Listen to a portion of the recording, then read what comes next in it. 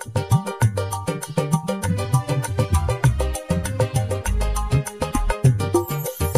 semua, setelah 2 sharing tentang COVID yang agak kemana-mana, mohon izin kali ini sharing yang agak serius. Pertama, disclaimer dulu ya, yang bikin harga saham berguguran dan kurs rupiah melemah itu bukan saya. Bukan ke situ disclaimernya, sorry. Kiat-kiat yang saya sampaikan di sini khusus untuk COVID murni yang ringan, bukan untuk kasus berat.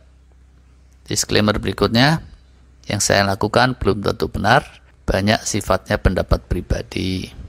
Tapi semoga tetap bisa jadi renungan agar kita jangan sampai kacamata kuda. Tapi kalau bisa kacamata cengdem. Jangan merasa semua yang keluar dari beliau pasti benar, belum tentu.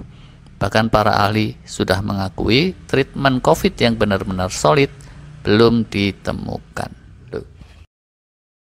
Kenapa kok COVID saya bisa ringan kondisinya? Mungkin ada yang tanya seperti itu. Yang utama tentu takdir Allah. Saya tidak punya penyakit bawaan macam-macam. Alhamdulillah, tiap kali check up saya selalu normal saja. Apakah umur saya masih muda? Alhamdulillah juga. Belum tua, yaitu tahun 2021 ini 53 tahun. Lah ini saya bilang 53 belum tua kok pada ketawa ini. Sentimen kayaknya. Mungkin yang lain yang menyebabkan COVID saya ringan karena posisi awalnya agak oke, tidak terlalu ngedrop. Hal lain lagi, treatmentnya semua alami, tidak ada yang aneh-aneh, sehingga COVID ringan tidak berkembang jadi parah. Kalau boleh disarikan, apa saja kiat-kiat saya menjaga agar COVID tidak menjadi berat?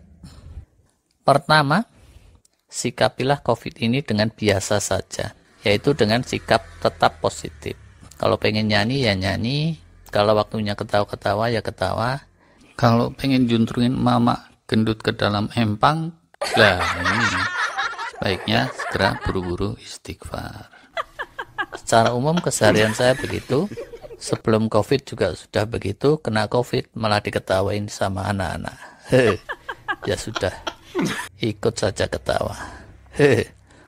Sama orang-orang ini disebut efek endorfin.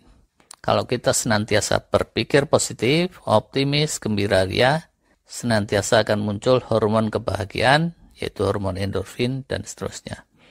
Ini bikin daya tahan kita meninggi dan awet muda juga. Yang kedua, mirip sama nomor 1.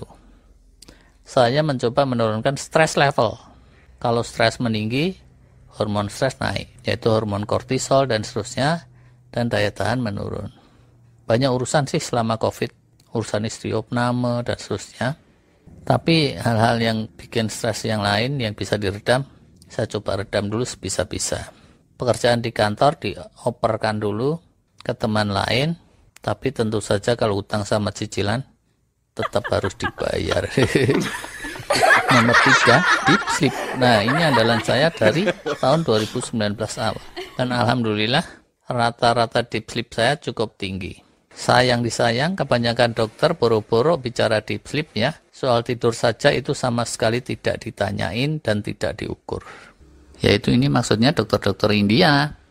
Kalau Indonesia itu jamrut katulistiwa.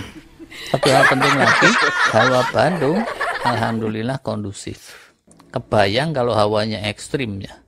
Entah itu ekstrim panas, apalagi ekstrim dingin, mungkin kondisi saya lebih berat. Walau alam. Asupan suplemen, jangan banyak-banyak. Sebetulnya rada gila ya. Kalau kalian mengharapkan banyak-banyak asupan suplemen, terus daya tahan bisa meninggi. Suplemen tuh nggak kayak gitu cara kerjanya bro. Mobil penyok ya, dempulnya dibanyakin. Nah, mungkin bisa kalau untuk bodi mobil. Tapi kalau dipikir tubuh kita bekerja seperti ketok macik begitu, kalian salah makan mungkin. Bahkan dempul mobil aja juga ya. Yang bagus itu tipis-tipis saja. Dan kalau nggak cocok, Suplemen itu amat bisa mengganggu deep sleep. Asupan air ini penting, tapi juga cukup saja. Asupan makanan juga cukup saja. Bahkan makanan ini sempat agak saya kurangi. Kayak setengah puasa gitulah, intermittent fasting. Di luar sana ada ya, dokter bahkan teriak-teriak, makan yang banyak, makan yang banyak, makan yang banyak. Jangan percaya begitu saja kepada dokter. Percayalah hanya kepada Allah, ya kan? Masalahnya apa? Dunia kedokteran sudah ngaku obatnya COVID mereka belum nemu. Dan karena itu bisa saja treatment yang saat ini dipraktekin itu masih ada keliru-kelirunya. Yang saya jadikan patokan untuk makanan apa? Ajaran Rasulullah. Berhentilah makan sebelum merasa kenyang. Isilah perutmu sepertiga dengan makanan, sepertiga dengan air, sepertiga dengan udara alias dikosongin. Minum air kalau kebanyakan, pelempokan. Bahasa Indonesianya apa itu pelempok? Sapi itu ya. Kalau mau disembelih, kadang-kadang digelonggong sama air. Tapi kita ini manusia. Dengan makan yang sedikit, kadang jam 10 gitu saya kerasa lapar. Tapi ya sudah, lapar dikit-dikit saya nikmati saja. Dan saya makan sesuai jadwal. Yaitu jadwal makan sehari 3 kali, bukan jadwal KRD. Loh, ini jadwal KRD bareng. Minum saya nggak pernah air es. Pas COVID ini agak sering minum air putih hangat. Menurut saya, minum itu jangan sampai kurang. Manusia perlu air. Itu anak SD tahu, tapi kalau berlebihan, pipis terus malah ganggu tidur.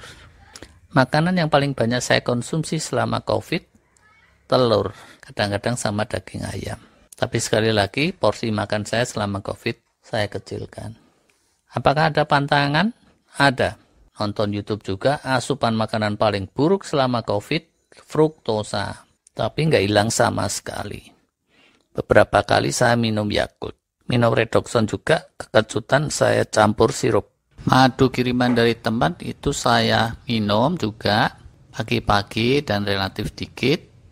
Buah-buahan kiriman juga saya makan, tapi makannya juga pagi atau siang, jauh dari waktu tidur. Porsi hariannya juga secukupnya, nggak pernah kayak gorila kelaparan, tapi ya kayak anak unyu lah gitu. Nggak deh, kok jadi disama-samain sama anak unyu. Kalau anak embe sih masih rada mending.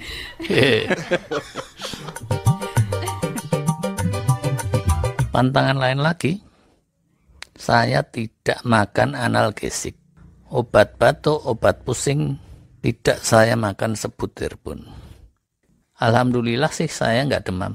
Tapi di awal kan saya gerges-gerges. Ya udah, dinikmati saja meriang-meriangnya, gerges-gergesnya.